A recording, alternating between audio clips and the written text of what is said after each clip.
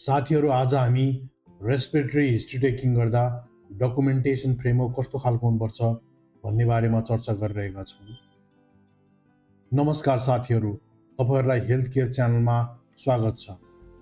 हाम्रो उद्देश्य भनेको समाजलाई social, mental, physical and health and hygiene इन्फर्मेसनहरू प्रोभाइड गर्दै हेल्दी सोसाइटी क्रिएट गर्ने हो। आज हामीले रेस्पिरेटरी हिस्ट्री टेकिङ प्रोसेसलाई हामीले 5 भागमा डिभाइड गरेका छौँ।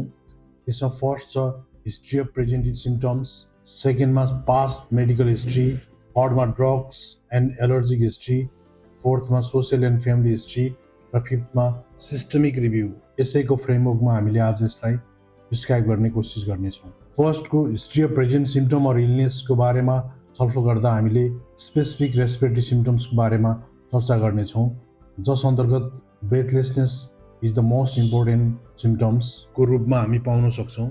यस ब्रेथलेसनेसमा हामीले सास फेर्दा कस्तो खालको बिरामीले महसुस गर्छ, यसलाई सास फेर्न गाह्रो हुन्छ हुँदैन, कस्तो खालको हुन्छ वा कुन पोजिसनमा हुन्छ, जस्तो डिस्निया, अर्थोपेनिया या पिएनडी भनेको पुरै लाइन डाउन पोजिसन यानि कि पुरै सुतेको अवस्थामा गाह्रो हुन्छ कि, वा अर्थोपेनिया भनेको सेमी बेन्ड पोजिसन वा ठाडो अवस्थामा सास फेर्दा गाह्रो हुन्छ, वा पिएनडी यानि कि राति सुतेको बेलामा एक्कासी उसलाई गाह्रो महसुस हुन्छ। यो बारेमा हामीले स्पेसल्ली उसलाई सोध्ने गर्छौँ, त्यसलाई ब्रेथलेसनेसमा। त्यसपछि व्हिजिङमा चाहिँ उसको जुन साउन्डको क्वालिटी कस्तो छ, जुन सास फेर्दा उसको साउन्ड कस्तो खालको निस्किन्छ, बोराले च्यातेको जस्तो निस्किन्छ कि वा बोरा रगडिएको जस्तो चुइँ निस्किन्छ कि वा कस्तो खालको निस्किन्छ, त्यो साउन्डको क्वालिटी र पिचलाई हामीले फोकस गर्छौँ। त्यस्तै कफमा चाहिँ कस्तो खालको, सुक्खा खोकी हो कि या खकार आउँछ भने धेरै आउँछ कि थोरै आउँछ कि वा कस्तो खालको कलर आउँछ, अनि खोकी चाहिँ लगातार लाग्दाखेरि बिरामीले एकदमै गाह्रो महसुस गर्छ कि वा खोकी चाहिँ राति बढी आउँछ कि बिहान बढी आउँछ, कस्तो खालको हुन्छ, त्यसको बारेमा हामी सोध्ने गर्छौँ। त्यस्तै गरी कफको बारेमा, कफ आएपछि फेरि खकार आउँछ कि आउँदैन, स्पटम कस्तो खालको छ, पहेँलो खालको छ कि वा रगत मिसिएर आउँछ कि रगत नभने फ्रेस आउँछ कि वा फ्रेस नआएर त्यो अलिअलि मिक्स टाइपको त्यो खालको आउँछ कि वा पातलो पानी जस्तो म्युकोलाइटी टाइपको आउँछ कि वा सुक्खा टाइपको, कति पनि ककार आउँदैन कि, त्यो चाहिँ हामीले सोध्ने गर्छौँ र त्यही अनुसार डिजिज डायग्नोसिसमा सपोर्ट गर्ने गर्छ। त्यस्तै गरेर चेस्ट पेन, लामो सास फेर्दाखेरि चेस्ट पेन हुन्छ कि हुँदैन, यदि चेस्ट पेन छ भने पनि कस्तो खालको हुन्छ, सर्ट टेम्पर टाइपको हुन्छ कि अलिकति एकदम सासै फेर्न सक्ने खालको हुन्छ कि वा सास फेर्न मिल्ने तर चाहिँ कम्फर्टेबली फेर्न नमिल्ने टाइपको हुन्छ, वा सास मजाले फेर्न मिल्ने तर चाहिँ सास फेर्न गाह्रो हुने खालको हुन्छ कि कस्तो खालको हुन्छ, त्यही अनुसार हामीले हिस्ट्री लिने गर्छौँ। र सँगसँगै के हुन्छ भने जस्तो यदि दुखाइ पनि जस्तो धेरै खालको पेन छ भने चाहिँ जस्तो कहिलेकाहीँ फ्र्याक्चरहरूमा त्यो खालको हुन्छ होइन, अथवा निमोथ्र्याक्सहरू के छ त्यो खालको हुन्छ हाइड्रोथ्र्याक्सहरूमा। त्यसपछि गएर यदि चाहिँ सास फेर्न सजिलै छ, ठिकै छ भने फेरि मुटु सम्बन्धी पनि कहिलेकाहीँ हुन्छ होइन, मुटु जस्तो पिएनडीहरू वा अरूमा सँगसँगै जुन सिम्टम माथि कुरा गऱ्यौँ, वा कार्डियक पेसेन्टको पनि अरू कारणले गर्दाखेरि पनि चेस्ट पेनहरू भइरहेको हुन्छ, त्यो चिजहरूलाई हामीले सोध्नुपर्ने हुन्छ। त्यसै गरी फिभर चाहिँ अब हाई ग्रेड छ कि लो ग्रेड टाइपको छ कि होइन, त्यसपछि गएर कतिखेर आउँछ, ज्वरो बिहान आउँछ कि राति आउँछ, या ज्वरो आउँदाखेरि कस्तो हुन्छ, जिउ दुख्ने गर्छ, काम्ने हुन्छ कि हुँदैन होइन, कोही अब त्यसपछि गएर पसिनाहरू आउँछ कि आउँदैन, पसिना आयो भने कस्तो खालको आउँछ, धेरै पसिना आउँछ कि कम पसिना आउँछ कि वा अलिअलि हल्का खालको आउने गर्छ कि, अब यसमा छैन अर्को हेडेकहरू छ कि छैन होइन, टाउको दुख्ने सँगसँगै ज्वरो सँगसँगै गर्छ कि गर्दैन, या पसिना आएपछि ज्वरो रोकिन्छ कि रोकिन्न, त्यो चिजहरू पनि हामीले सोध्नुपर्ने हुन्छ। त्यस्तै अर्को वेट लस होइन, अब शरीरको तौल कम भइरहेछ कि छैन, यदि कम भइरहेछ भने अब कार्सिनोजेनिकहरू डिजिजहरूमा चाहिँ त्यस्तो खालको हुन्छ होइन। त्यसपछि गएर वेट गेन त अलिक कमै टाइपकोमा हुन्छ होइन, तैपनि वेट लस पनि एकदम ऱ्यापिडली भइरहेछ कि या सुस्त भइरहेछ कि वा सेम वेट छ तर अरू चाहिँ सिम्टमहरू छ कि कस्तो छ, वेट लसको के छ हिस्ट्री, त्यो पनि सोध्नुपर्ने हुन्छ।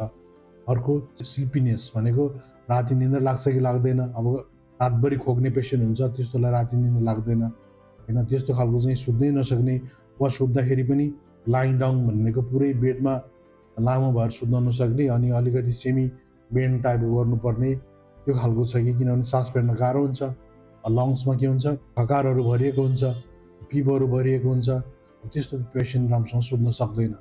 त्यस कारण कस्तो खालको छ स्लिपिनेसको हिस्ट्री के छ त्यो पनि सोध्नुपर्ने हुन्छ। अब अर्को आयो पास्ट मेडिकल हिस्ट्री।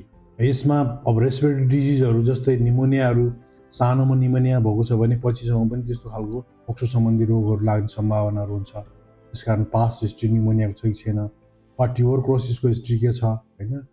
ट्युबरक्लोसिस अब एकचोटि भएको मान्छेलाई फेरि रिकरेन्स हुने खालको होइन सम्भावनाहरू हुन्छ। त्यस कारणले पहिला ट्युबरक्लोसिसको हिस्ट्री त्यो पेसेन्टमा छ कि छैन, छ भने पनि उसले पुरा दबाई खायो कि खाएन, या दबाई खाएको छ भने पनि चाहिने कस्तो खालको हो होइन। किनभने अब अहिले ड्रग रेजिस्टिभिटी बढिरहेको छ, र त्यस कारणले गर्दाखेरि अब त्यो पनि अब क्याट 1, क्याट 2, क्याट 3, क्याट 4 कुन चाहिँ कि कन्डिसनको दबाई खाएको त्यो सबै कुराहरू सोध्नुपर्ने हुन्छ। अनि अरू पनि जस्तो आजमेटिक पेसेन्टहरू बच्चामा थियो कि आजमेटिक एलर्जीको पेसेन्टहरूलाई बच्चामा पनि त्यस्तो खालको आजमा हुन्छ, त्यो खालको हिस्ट्रीहरू लिनुपर्ने हुन्छ। त्यस्तै अदर इलनेसहरू हस्पिटल इन्काउन्टर्स भनेको चाहिँ अरू रोगहरू सानोमा केही थियो कि अरू मेडिकल कन्डिसनहरू के थियो, अरू जस्तो भनौँ न अब कार्डियक पेसेन्टहरू हो कि होइन, रिमेटिक हार्ट डिजिजहरू छ कि, वा अरू समस्याहरू छन् कि त्यो थाहा पाउनु पर्ने हुन्छ। त्यस्तै हस्पिटल इन्काउन्टर भनेको चाहिँ हस्पिटलमा बेड रेस्ट नै बेड भर्नै हुने गरी, वा नोजोकोमिकल भन्छ हस्पिटलबाट सर्ने रोगहरू, त्यस्तो खालको कारणले केही रोगहरू लाग्यो थियो कि त्यो कुराहरू सोध्नुपर्ने हुन्छ। त्यस्तै ड्रग्स एन्ड एलर्जिजमा ड्रगको कारणले पनि रेस्पिरेटरी सिम्टमहरू हुन्छ, जस्तो एलर्जीहरू गराउँछ ड्रग्सले होइन। कुनै उसको अब उसलाई सोध्नु पऱ्यो पहिला ड्रग्सहरू खाँदाखेरि त्यो खालको तरिकाले एलर्जी भएर त्यस्तो सास बढ्ने केही समस्याहरू, अरू केही समस्याहरू भएको थियो कि, वा ड्रग्स अघि हामीले कुरा गरियौँ टिबीको दबाईहरू खाएको छ कि थिएन, खाएको छ भने कस्तो होइन, कुन टाइपको खाएको थियो त्यो चिजहरू।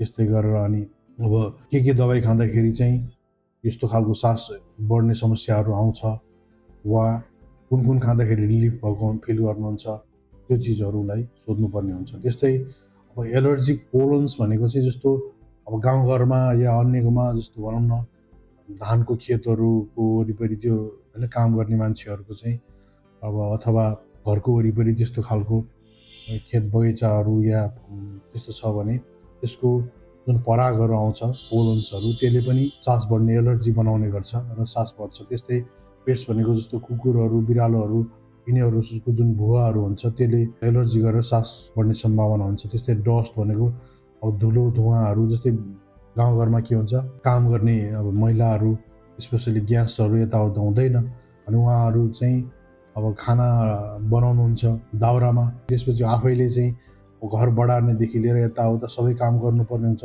त्यो बेलामा दम बढ्ने या त्यस्तो खालको केही हुन्छ कि हुन्न कि, वा अरू त्यो खालको कुराहरू सोध्नुपर्ने हुन्छ। त्यस्तै गरी एनाफाइलेक्सिस भनेको चाहिँ जस्तो डेन्टल प्रब्लम भयो होइन, अथवा अरू भयो टाइफाइडहरू, यिनीहरू हुँदाखेरि एन्टिबायोटिक सुईहरू लाउँदाखेरि वा अन्य सुईहरू लाउँदाखेरि पेसेन्ट कहिलेकाहीँ सकमा जाने खालको हुन्छ, त्यो चाहिँ उसको एनाफाइलेटिक सकहरू हुन जान्छ। त्यो खालको हिस्ट्री के छ त्यो सोध्नुपर्ने हुन्छ। त्यस्तै गरेर सोसियल एन्ड फ्यामिली हिस्ट्रीमा हामीले सोध्नुपर्ने हुन्छ कि जस्तै अरूलाई पनि छ कि किन ट्युबरक्लोसिसहरू अब सर्वरोग हो, त्यस कारणले परिवारमा अरूलाई पनि छ भनेपछि चान्सेस हुन्छ होइन, फ्यामिली हिस्ट्रीहरू त्योहरू सोध्नुपर्ने हुन्छ। त्यस्तै गरेर अरू जस्तो होम सर्कमस्ट्यान्सेसहरू भनेको चाहिँ अब घर कस्तो खालको छ, कोठाहरूमा वेल भेन्टिलेसनहरू छ कि छैन, किनकि अब रोडहरू खाइरहेका हुन्छन्, धुलो धुवाँहरू अब खाना पकाउने ठाउँहरूमा राम्रोसँग चाहिँ जाँदैन, त्यो धुलो के अरे धुवाँहरू जाँदैन।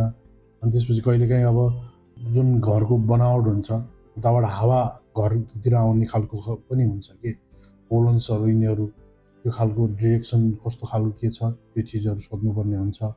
त्यस्तै खालको स्मोकिङ कुराहरूमा चाहिँ घरमा अरूले पनि स्मोकिङ गर्छन् या पर्सनले आफै गर्छ भनेको एक्टिभ या पेसिभ कुन खालको स्मोकर हो, आफैले गर्छ भने एक्टिभ भयो, तर अरूले चाहिँ घरमा स्मोकिङ गर्ने तर आफूले चाहिँ नगर्ने त्यस्तो खालकोमा जुन पेसिभ स्मोकरहरू हुन्छन् त्यस्तोहरूमा पनि रेस्पिरेटरी डिजिज हुने चान्सेसहरू हुन्छ, त्यो कुराहरूको गर्नु पऱ्यो। त्यस्तै गरेर अकुपेसनल हिस्ट्रीमा चाहिँ अब पेसेन्टको के छ, जस्तो उसले कोइला खानीहरूमा काम गर्छ भने यहाँ जस्तो धुलो धुवाँहरू पनि हुने चान्स हुने भयो, अर्को कुरा अक्सिजनको कमी पनि हुने चान्सेस भयो।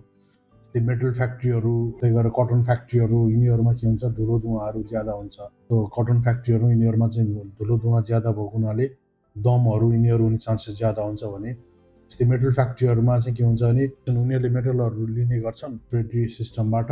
त्यसले गर्दाखेरि अरू अन्य सिस्टमिक डिजिजहरू पनि भइरहेको हुन्छ। कहिलेकाहीँ पेसेन्ट ठ्याक्कै दमै हो भन्ने तरिकाले नआए पनि वा रेस्पिरेटरी सिम्टमले नआए पनि कहिलेकाहीँ अकुपेसनल हिस्ट्रीको कारणले गर्दाखेरि अरू चाहिँ रोगले गर्दाखेरि आउँदाखेरि फेरि सेकेन्डरी कज चाहिँ सोद्धाखेरि रेस्पिरेटरी पनि हुने चान्सेसहरू हुन्छ कि त्यो चिजलाई हामीले कोरिलेट गरेर हेर्नुपर्ने हुन्छ। त्यस्तै गरी सिस्टमिक रिभ्यूहरूमा हामीले सिस्टमिक डिजिजहरू जस्तै कार्डिक पेसेन्टहरूमा जस्तो राइट भेन्ट्रिकुलर डिजिजहरू यिनीहरूमा चाहिँ के हुन्छ भने भेन्ट्रिकललाई लोड पर्छ वा अप्पर पार्ट भनौँ न लेफ्ट अट्रियमहरू यिनीहरूमा भयो भने लोड पर्छ। त्यो लोड पर्दाखेरि कन्जेसन भएर उतातिर ओभरलोडेड हुन्छ फोक्सो चाहिँ। त्यस कारणले लङ्स ओभरलोडेड भएपछि त्यस कारणले गर्दाखेरि पनि रेस्पिरेटरी ट्र्याकमा समस्याहरू आउँछ। या कहिलेकाहीँ जस्तो भनौँ न नेफ्रोटिक डिजिजहरूमा त्यसमा के हुन्छ फेसहरू सुन्निरहेको हुन्छ र पेसेन्टलाई रेस्पिरेटरी पनि भइरहेको हुन्छ कजेसहरू। त्यो चाहिँ कारण के हो त, प्राइमेरी कज कुन हो, त्यो कुराहरू हामीले डायग्नोस गर्नुपर्ने हुन्छ। लिभरको डिजिजहरूको कन्डिसनमा पनि त्यस्तै हुन्छ। अब लिभर पेट सुन्निरहेछ र यसको ओभरलोड त्यतातिर परेको हुनसक्छ वा कार्सिनोजेनिक कजहरू हुन्छन् जस्तै अब अन्य ठाउँमा चाहिँ क्यान्सर भइरहेको हुन्छ, त्यो चाहिँ फैलिएर उतातिर लङ्समा पनि गइरहेको हुन्छ। त्यसले गर्दाखेरि पनि सास फेर्न गाह्रो भइरहेको हुन्छ।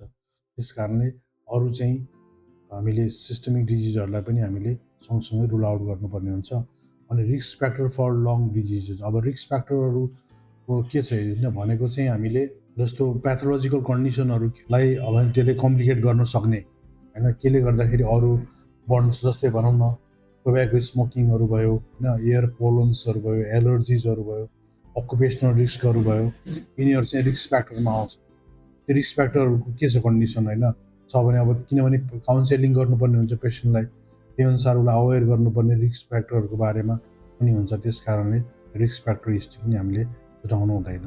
अब अन्तमा साथीहरू, हामी prevention is better than cure भन्ने स्लोगनमा विश्वास गर्छौँ। त्यसैले यस्तै खालका ओभरअल हेल्थ लिट्रेसी बढाउने खालका भिडियोहरू हेर्न चाहनुहुन्छ भने हाम्रो हेल्थ केयर च्यानललाई like, comment, share and subscribe गर्न नबिर्सिनुहोला। हवस् त, नमस्ते, बाई बाई, टेक केयर।